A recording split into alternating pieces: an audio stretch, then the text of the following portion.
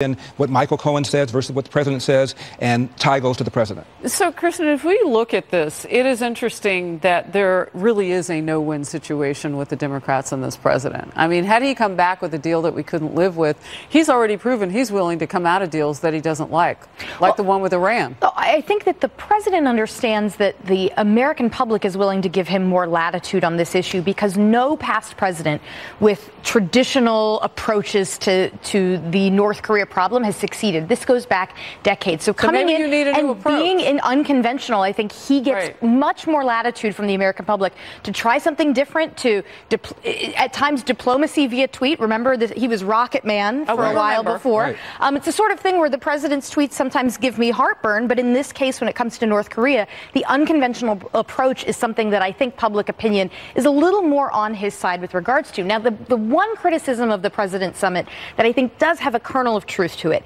is I get very uncomfortable with anything that further legitimizes Kim Jong-un, that makes him seem more like he's just a normal leader that you can do business with. This is a cruel regime. He is a terrible dictator.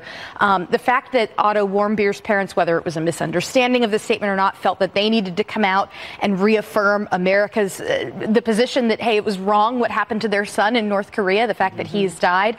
So I think that is a legitimate criticism, but I think when it comes to the Democrats, there really was nothing he could come back with that would have made them happy. So, Kennedy, when you hear the criticism from the president that this became, that the walk was in part because of that Michael Cohen being on the Hill, what do you say? I think that's unnecessary, and I think it shows that he's thin-skinned, and I think he needs to be able to separate the two. And I think walking away from North Korea actually it comes from a place of strength because he realizes the regime is incredibly duplicitous and they are not trustworthy. And whatever North Korea, Ri Yong-ho and Mike Pompeo, whatever agreement they came to in that final meeting where they were supposed to finalize the joint agreement, they realized that North Korea was talking out both sides of their mouths, and they about were denuclearization, about everything, about dismantlement and verification and all the critical elements. The president was much better off walking away from this deal, but also and to counter Adam Schiff's point,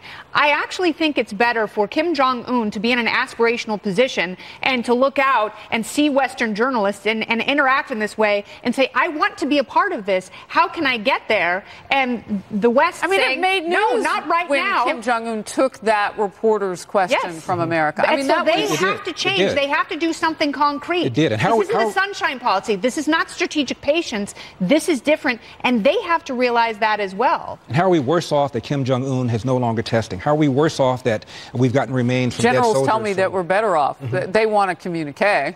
They would like it in writing. Yeah. So we were better but they haven't done anything in 18 months. In terms of that. All right, we'll move on. Senate Majority Leader Mitch McConnell is planning to hold